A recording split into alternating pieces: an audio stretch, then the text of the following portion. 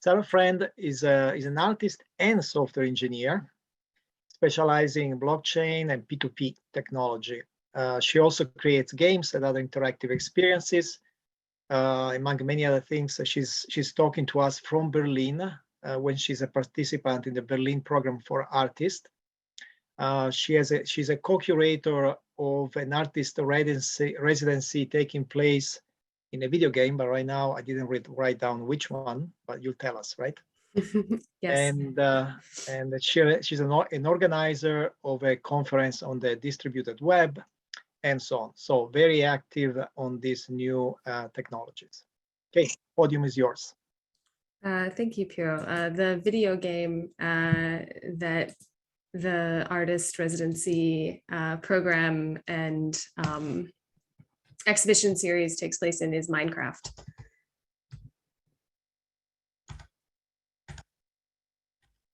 I'm going to reshare in another form.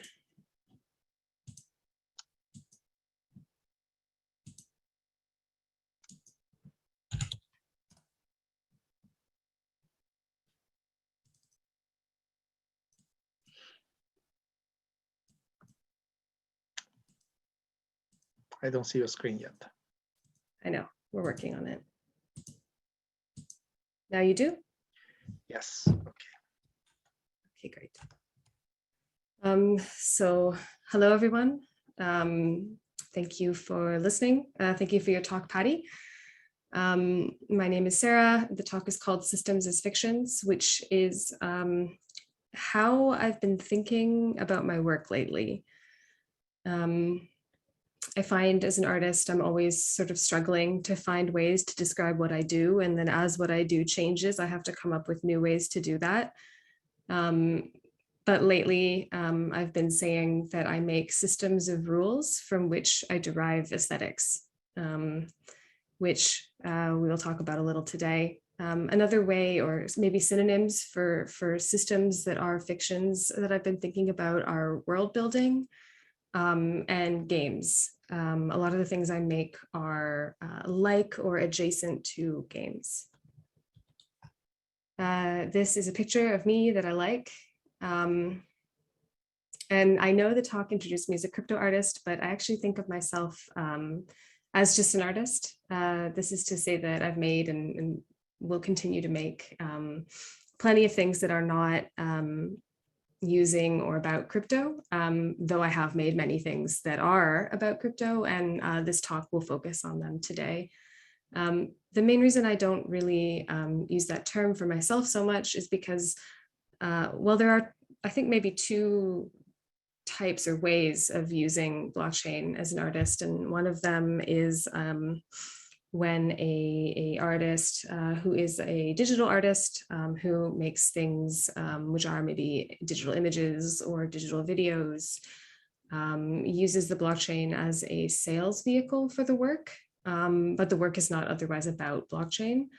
And then the second would be an artist who makes work where blockchain is the subject matter or perhaps the material that the work is made from.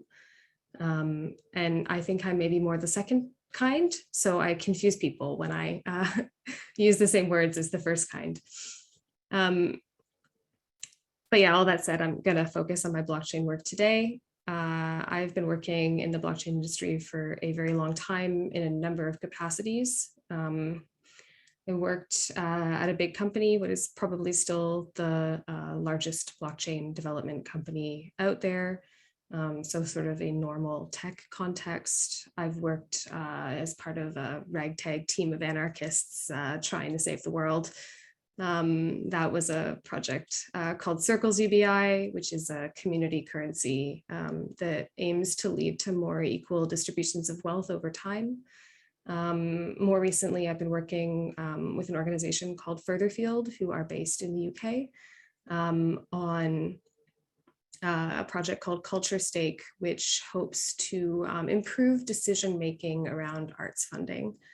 But I also work with the blockchain as an artist, which we will be talking about mostly. This picture is me sitting inside an installation of one of my artworks called ClickMine. ClickMine is a clicker game, which is a broader genre of games where the player action is limited, usually to just clicking and getting resources and maybe purchasing power-ups.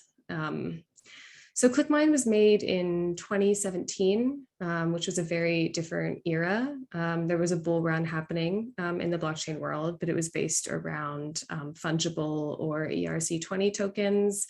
There were, maybe you've heard of ICOs, were in the news a lot for initial coin offerings. And it was earlier, but parallels a lot of the things that have happened this past year around NFTs.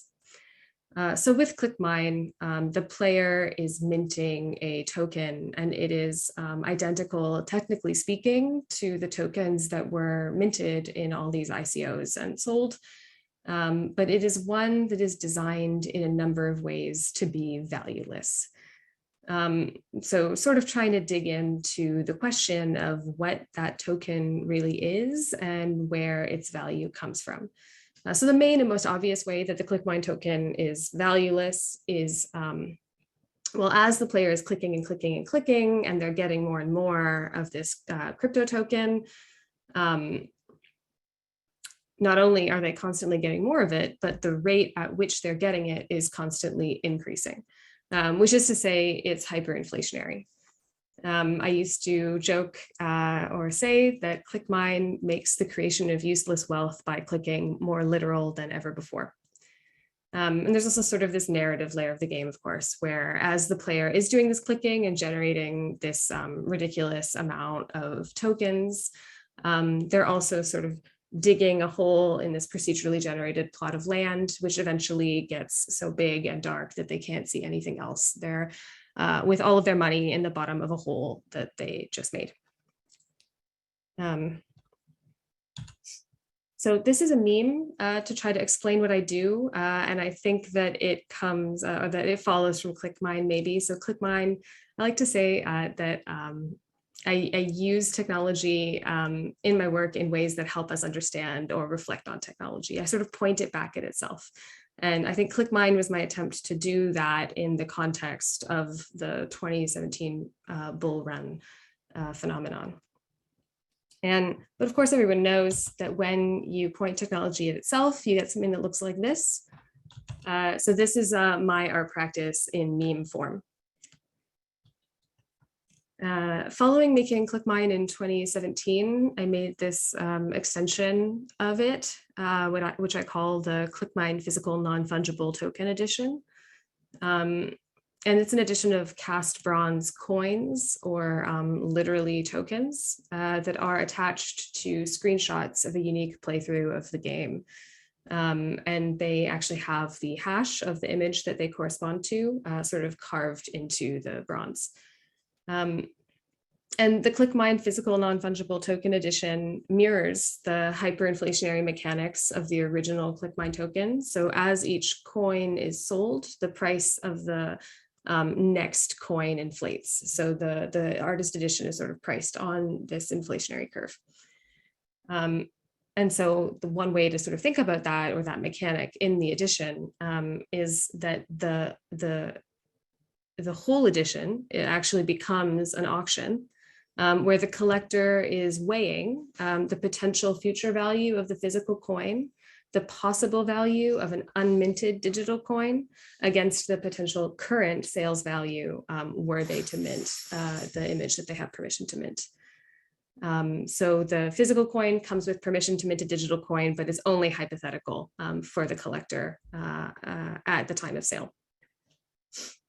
And so another thing that is happening in this work, or that this work is getting at, is that in a blockchain context so far up until now, I have considered the sale of the work as part of the work. Blockchain is all about transactions, really. It's a system for handling those on a global scale and without a third party. And so when making work in that context, I think it's only reasonable to consider the transaction as a key conceptual element and the ways that it can support the rest of the work. So I'm going to introduce this now, though many of you have already heard of it, I'm sure. This is a diagram showing the various outcomes of the prisoner's dilemma. If you don't know, it's this sort of thought experiment or scenario that has been tested and played out many times. But basically, two people work together on a crime, then they get arrested. Once under arrest, they are separated and they can't communicate with each other. The police then offer them a plea deal. So they say, you know, if you confess and rat out your collaborator, you will get a reduced sentence, and your collaborator will go to prison for a long time. If neither of the prisoners confesses and rats out their collaborator, then the police won't have enough evidence to convict either of them. So they'll both get only very short sentences, represented here by the -1, only 1 year in prison for each of them. But if they both confess or try to betray the other person, then they both go to jail for a somewhat longer period of time. So here, that's the two outcome. And you can probably hear my dog in the background. Sorry if you can. So the police tell these people that they're giving the same offer to their collaborator. And the significance of this thought experiment is the idea that a rational and self-interested person will logically always choose to defect or betray their collaborator. Trying, I guess, to prevent this scenario where they have the longest prison sentence and the collaborator goes free. And this means that these theoretically rational actors can still find themselves at a globally suboptimal outcome. Now, of course, this isn't how it always plays out in practice. It's much more complicated than this in the wild. And for a longer read on the prisoner's dilemma and its significance in terms of the economics and the tragedy of the commons, I would recommend Elinor Ostrom's Governing the Commons. But I think that it is important, or this has had a significant effect on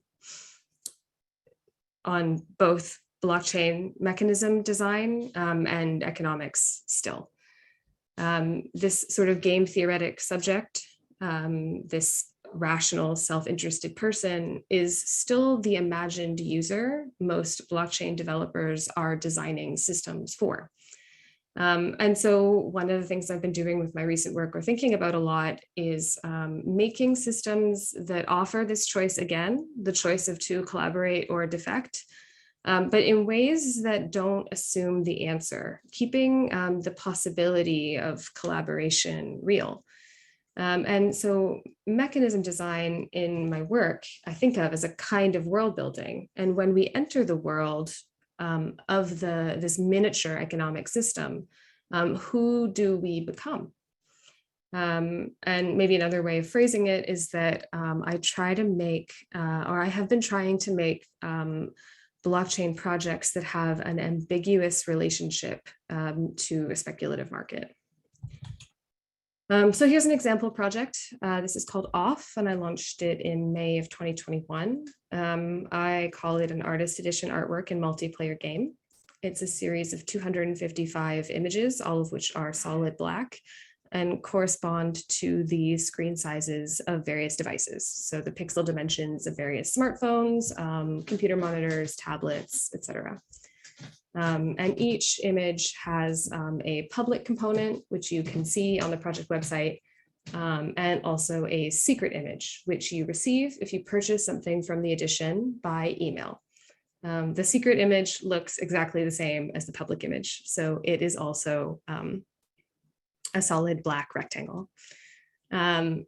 Hidden within the secret image is some data. And that data is an encrypted sentence and a piece or shard of the private key that was used to encrypt it. And the key is sharded in such a way, or broken up in such a way, that nothing across the entire edition can be decrypted unless 2/3 of the total collectors work together. So sometimes I call this project a massively multiplayer prisoner's dilemma. So each person who gets a piece from off has to choose if they will share or keep their secrets. I just have a few slides about steganography because I think it's really cool. The way that the data is hidden inside auth is called steganography. There's lots of kinds of steganography. I'm going to go through these really quickly because I don't want to take too much time. But it's the process of hiding one type of data inside another type of data, or hiding a secret message inside something that is not secret, hiding in plain sight, basically. So here's an example from Wikipedia, but this image of a cat is hidden inside this image of a tree. This is an image that was hidden, encoded in a 9 Inch Nails song. And this is the first example of steganography, which I tell everyone about because I love it so much. This is from before year 1500. This is a text about cryptography and steganography itself, which is hidden inside a book that appears to be a book about magic, which is just amazing to me. And also like deep and archetypally true somehow, because though I think demystifying technology is a very important task and one I'm often doing, it can be, and especially cryptography can be very occult. So when auth is installed in physical places, it is printed out into scale rectangles on plexi, so they become these sort of mirror-like, screen-like objects. This is a recent installation as well, and you can see the project's leaderboard in the back. So that's the updating status of the amount of works from the auth series that have been sold and the amount that have been shared. Something about this project that is not visible at all in this talk and won't be for some time is that many of the most interesting things about it are happening behind the scenes, really, as the people who've chosen to participate are working together, talking amongst each other, all of these dynamics going on. And here's someone interacting with the work in an exhibition. So the second major NFT work that I'll talk about is called Lifeforms. I launched this in September 2021. Lifeforms are NFT-based entities that need regular care in order to thrive. How do you care for a life form? Within 90 days of receiving it, you must give it away. If you don't give it away, it will die. And by die, I mean it will be removed from all of the places you might display NFTs, all of your crypto wallets. You won't be able to access it. It won't appear anymore.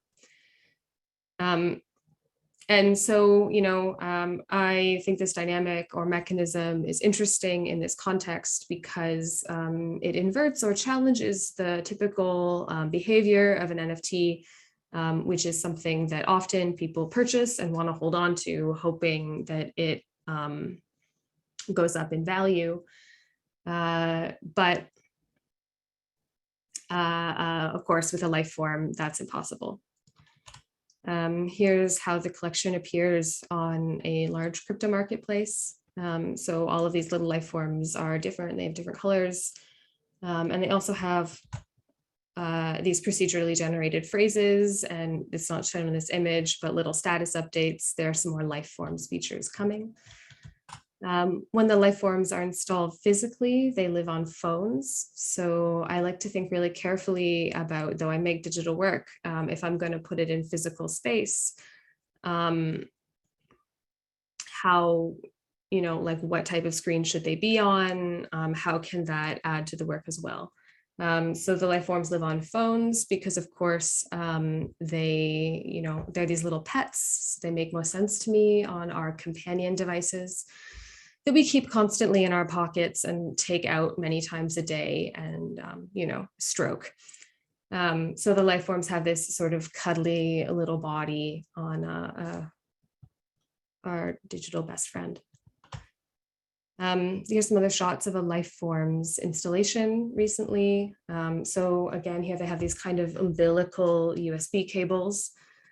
And because so much of this project is in smart contracts, I've also written a actual contract to accompany them when they go to an exhibition somewhere. There is a life forms temporary adoption and foster agreement, which is a fun fact, modeled off of the legal agreement I had to sign when my dog that you might have heard when we got him. Yeah, there's all kinds of stipulations here for how the life forms have to be cared for by the gallery. And I see life forms as a sister project to OFF in some ways, as tokens that only work in some form if they are given away. The user can choose to sell these life forms. Of course, they can choose to let them die, or they can choose to circulate them endlessly amongst a small friend group. There are many possibilities. So thanks. That's what I have to show you today. If you are curious to find out more about OFF, you can look at off.supply. For life forms at lifeforms.supply, and for ClickMine at clickmine.click, though I have to say I don't recommend doing that because I made ClickMine a million years ago when interacting with blockchains was comparatively affordable.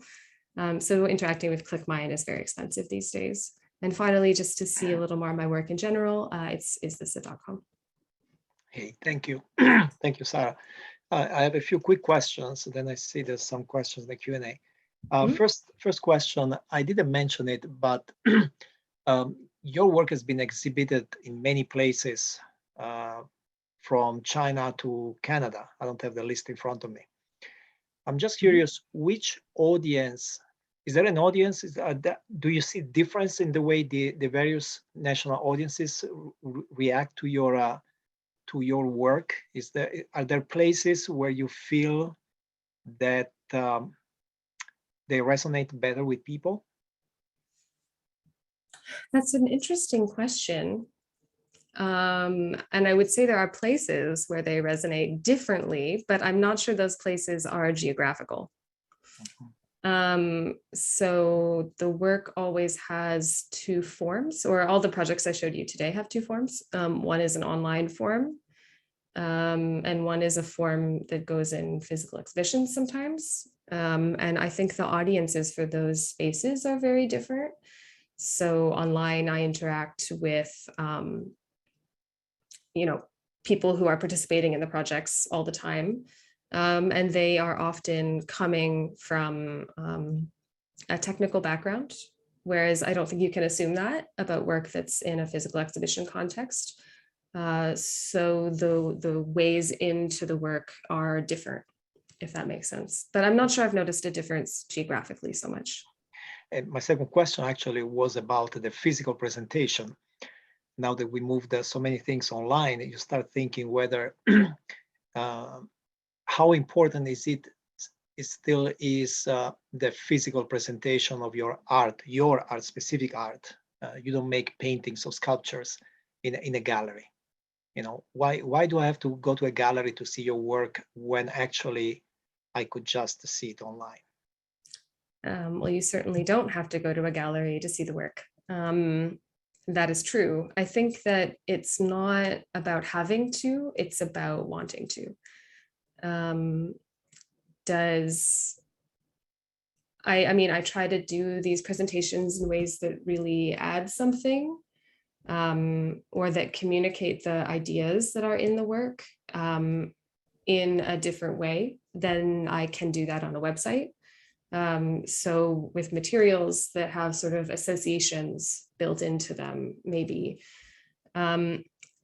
But mostly, I think actually it's kind of what I said, that the audience is different. The type of person who might go to a Kunsthalle is not the kind of person who might be following my Twitter account already. There's some overlap, but there's also differences. And I'm happy to, and really want to be able to work in contexts that speak to different audiences. I love to make work for technical people, or very online people, or heavy social media users. But those aren't the only audiences that I'm interested in working with or for. Fair enough. Good. You have 4 questions in the QA. I haven't seen it yet. You want to read them yourself? And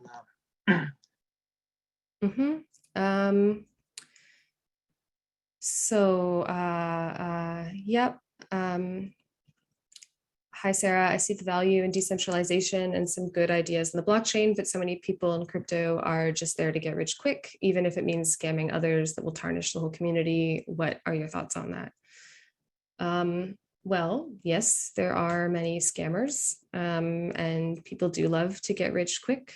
That's not exclusive to blockchain, but there is a lot of it. I find it very tiring. I try not to think about it to the greatest extent possible. It's not what I do.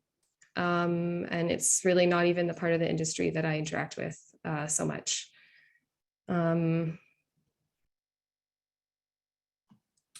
Someone is an off token holder. Thank you for being a participant. Yes, the project is still, and they ask if the project is still ongoing. And the answer is that it is. It's quiet. It tends to go through burst of activity when there are announcements and then calm down, at least on the group chats. There is another drop coming up. It will be coming up. Well, I'd hoped to be doing it this January. I had some works in an exhibition in Canada, and they're unsold from drop 2. I have to receive them back before I can sell them. Then there's a rule change coming. I'm not sure how much you've been following the project, but there's a plot twist ahead. Then we have to announce the plot twist, and then the 3rd drop, after which I think we enter the end game. So there's a couple things coming this year, though we have been quiet for a little while. I had to do a lot of work to get life forms out. A 3rd question, how do my artworks and this industry's consumption of energy and resources affect climate change? Do I think about it at all? Yes, I think about it all the time. But I don't know if I can succinctly answer the first question, which is how they affect climate change. It's very complex. Could definitely do a whole talk about that one. I guess the shorter answer is that there are different kinds of blockchain systems, but there's a major divide in terms of energy use when you're talking about blockchain systems that use a consensus mechanism called proof of work. Proof of work is not the only consensus mechanism. So we're talking about energy, we would say proof of work and everything else pretty much. I have chosen in all of my work actually since 2017 to not use proof of work blockchain systems. So that would mean ClickMine is the last and actually only thing I've ever shipped on a proof of work chain. And I think the subject matter of that work, I mean, there's a context there. I was thinking about the energy use of that system even as I was making work on it. So I've made this choice so far, but yeah, it's a complex question, and in some ways, yeah, I would encourage everyone listening who's curious about this to dig quite deep as well, because yeah, it's a rabbit hole. Okay, it's a long conversation. I agree. That's It's a lot of depends. Okay, yeah. Last question is from David. Yes, and the last question is, perhaps the terms of sale can be complicated creatively. Perhaps one can only buy one of your pieces for another person, obliging pairs of buyers to set up trust and reciprocity. Are you thinking of that sort of transaction contract?